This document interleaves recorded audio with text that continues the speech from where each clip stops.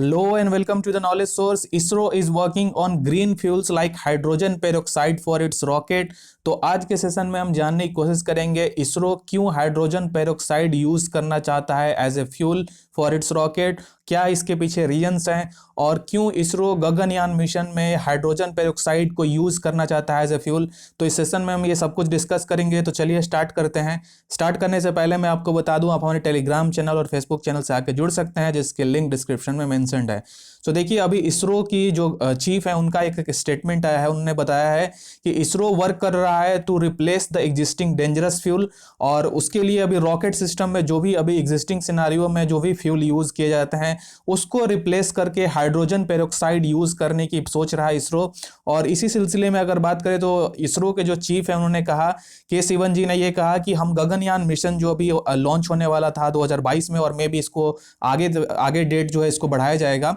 सो इसमें गगनयान मिशन में ये भी बात किया गया है, मिस्टर के सिवन जी ने ये कहा कि जो गगनयान मिशन रॉकेट में हम ये hydrogen peroxide as a fuel भी यूज करने की सोच रहे हैं, और उसके तहत हम ये इस सिचुएशन में अभी काम इस पे चल रहा है। सो अगर हम देखें कि हाइड्रोजन पेरोक्साइड क्यों रॉकेट के लिए सस्टेनेबल है या क्यों यूज करना इसके लिए लाजमी है, देखिए सबसे पहले आपको मालूम होगा कि जब प्री हाइड्रोजन एरा के अंदर हाइड्रोजन पेरोक्साइड ही एज ए फ्यूल यूज किया जाता था, लेकिन धीरे धीरे क्या हुआ कि इसकी जो हाइड्रोजन पेरोक्साइड अगर यूज किया जाता है एज ए फ्यूल तो इसका लो परफॉर्मेंस आता था और ये अनरिलायबल कैटलिस्ट भी प्रोवाइड करता था, जिसके चलते जो हाइड्रोजन पेरोक्साइड को रिप्लेस करके जो अभी एग्जिस्टिंग सिनारियो में जो फ्यूल यूज किए जाते हैं उससे रिप्लेस कर दिया गया। तो इसके बाद अगर हम देखें फिर धीरे धीरे जब सेफ्टी की बात आती है, जो अगर मान लो किसी रॉकेट सिस्टम में अगर वो मैन मेड मिशन है जिसमें कि एस्ट्रोनॉट्स उसमें बैठे हुए हैं, तो उस केस में जो भी सिचुएशंस आती हैं कि अगर मान लो फायर के चलते ब्लास्ट हो सकता है या फिर फायर कैच कर सकता है, क्योंकि आपको अभी मैं बताऊंगा कि क्यों ऐसा होता है। तो उस समय उस सिनारियो को देखते हुए जो हाइड्रोजन पेरोक्साइड की जो यूजेज है वो फिर से अभी के सिस्टम में आ चुकी है, और इस पे फिर से रिलायबल बहुत सारे स्पेस ऑर्गेनाइजेशन इस पे कर रहे हैं। तो अगर ये देखें जैसे कि सेफ्टी अल्टरनेटिव इसमें प्रोवाइड कराता है, हाईली टॉक्सिक जो हाइड्रोजन जो पहले था उससे कहीं ना कहीं उससे हमें छुटकारा मिलता है, और ये कहीं ना कहीं जो ये मटेरियल होता है वो एक कैटलिस्ट की तरह काम करता है, जो कि हाइड्रोजन पेरोक्साइड जो है इसको फिर से रीएस्टेब्लिश करने में ये इसके कई स्पेस ऑर्गेनाइजेशन इसको एक्सेप्ट कर रही हैं। इसके बाद अगर अदर रीजंस जो कि देखें हम कि हाइड्रोजन पेरोक्साइड जो है क्यों यूज किया जाता है, तो सबसे पहले तो इस पे बहुत सारे एक्सटेंसिव टेस्ट डेटा इस पे अवेलेबल है जो कि इस पे ट्रस्ट किया जा सकता है किसी भी स्पेस ऑर्गेनाइजेशन के द्वारा, और इस पे जो भी डिटेल प्रॉपर्टी इसके द्वारा प्रोवाइड किए गए हैं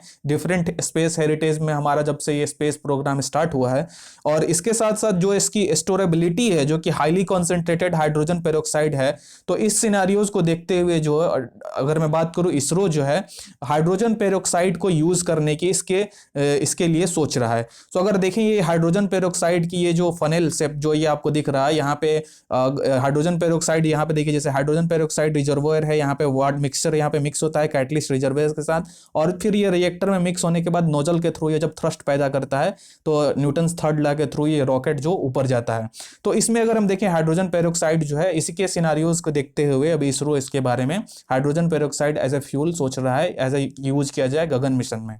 तो अगर हम देखें कि क्यों ऑप्ट कर रहा है गगन ग्रीन फ्यूल इसरो, देखिए सबसे पहले तो सेफ्टी इशू है। जैसा मैंने आपको बताया कि जब भी अगर कोई इंसान अगर रॉकेट सिस्टम में बैठा है तो इसरो क्या कर रहा है कि जो भी नॉन हैजार्डस फ्यूल हैं उनको ऑप्ट करना चाहता है, इसके चलते कि जो इस अगर स्पेस मिशन में कोई गड़बड़ी हो जाती है तो अगर मैं बात करूं किसी ह्यूमन को या फिर जो एस्ट्रोनॉट्स हो उनको कोई नुकसान ना पहुंचे। इसके बाद इसरो जो है light weight electric propulsion system पे भी वर्क कर रहा है, जो कि पहले जो अभी की जो हम यूज कर रहे हैं वो केमिकल फ्यूल्स हैं, तो केमिकल फ्यूल से हम इलेक्ट्रिक प्रोपल्सन सिस्टम पे हम शिफ्ट हो रहे हैं। इसके बाद देखिए अभी जो भी रॉकेट्स अगर या फिर सैटेलाइट्स जो ऊपर भेजे जाते हैं स्पेस में, तो उसमें क्या होता है कि जो भी स्पेस टोटल जो वेट होती है रॉकेट और जो भी सैटेलाइट्स हैं उनकी टोटल पेलोड जो होती है उसमें 50% जो वेट होता है वो सैटेलाइट वेट के अलावा जो फ्यूल होती है उसमें उसकी वेट होती है। तो इस सिनारियोज में क्या होता है कि जब कई बार हम जब हैवी सैटेलाइट्स लॉन्च करना चाहते हैं तो ये फ्यूल को तो हम रिड्यूस नहीं कर सकते हैं, तो अल्टीमेटली हमें जो भी सैटेलाइट है उसकी जो वेट है उसको रिड्यूस करना पड़ता है। तो जब हम इलेक्ट्रिक प्रोपल्सन सिस्टम पे अगर हम रिलाय रिलायबल हो जाएंगे या फिर हम इसको यूज करना चाहेंगे, तो इसमें क्या होगा कि 200 से 300 किलोमीटर तक जो इसकी वेट है टोटल पेलोड वो कम हो जाएगी, और इससे कहीं ना कहीं हमें जो हैवियर जो सैटेलाइट्स हैं उसको लॉन्च करने में आसानी होगी, या फिर गगन मिशन, गगनयान मिशन में जो भी हमारी जो हैवी पेलोड्स हैं उसको ऊपर ले जाने में, और जो पेलोड्स जो होगी रॉकेट सिस्टम वो हम स्मॉलर लाइट वेट रॉकेट से भी उसको लॉन्च कर सकेंगे। तो इसलिए जो है इसरो इसके बारे में ग्रीन फ्यूल के बारे में ऑप्ट करने की सोच रहा है। सो अगर हम देखें कि क्या एडवांटेजेस होते हैं हाइड्रोजन पेरोक्साइड अगर यूज किया जाए, तो देखिए सबसे पहले तो 30% ऑफ वेट सेविंग होता है। जैसा मैंने आपको बताया कि जो एग्जिस्टिंग सिनेरियो में केमिकल जो भी फ्यूल्स यूज होते हैं उसमें half of the weight is just because it is using a chemical fuel, और बाकी जो वेट होता है वो सैटेलाइट की वेट होती है। तो इस सिनेरियो में जो 30% तक वेट रिडक्शन हो सकता है अगर हम हाइड्रोजन पेरोक्साइड यूज करें। इसके बाद लेस टॉक्सिक होता है, 40 टाइम्स तक लेस टॉक्सिक हो सकता है। फिर इसकी जो परफॉर्मेंस भी अगर अभी हम एग्जिस्टिंग सिनेरियो में देखें तो जो इसकी परफॉर्मेंस है हाइड्रोजन पेरोक्साइड जो भी फ्यूल्स रॉकेट सिस्टम यूज करते हैं उसमें भी कहीं ना कहीं परफॉर्मेंस में इन्हांसमेंट हमें देखने को मिल रहा है। और इसकी जो डेटा है कई बार ये टेस्ट हो चुका है और ये बहुत सारे मतलब टाइम से यूज हो रहा है, तो इसके चलते इसकी सिंप्लिसिटी और रिलायबिलिटी के चलते इसरो इसके बारे में सोच रहा है कि हम एज ए फ्यूल इसको यूज करेंगे। सो अगर हम देखें क्या क्या कौन कौन से ऐसे एप्लीकेशंस हैं जहां पे यूज किया सकता है हाइड्रोजन पेरोक्साइड या उस पर रिलायबल हो सकता है, तो देखिए सैटेलाइट प्रोपल्सन सिस्टम पे इसको रिलायबल हो सकता है, लैंडर प्रोपल्सन सिस्टम पे, फिर reaction control system for rocket and missiles, और इसके बाद लॉन्च व्हीकल जैसा मैंने आपको बताया कि इसरो अभी यूज कर सकता है, और इसके बाद लिक्विड एपोजी मोटर जो सैटेलाइट्स में यूज होते हैं उस पे भी ये हाइड्रोजन पेरोक्साइड ये यूज किया सकता है। तो इतने सारे सेक्टर्स हैं जहां पे हाइड्रोजन पेरोक्साइड को यूज किया सकता है एज ए फ्यूल। तो मैं आशा करता हूं कि इस सेशन में आपको कुछ नया सीखने को मिला होगा। So that's it for today, thank you as well as for joining.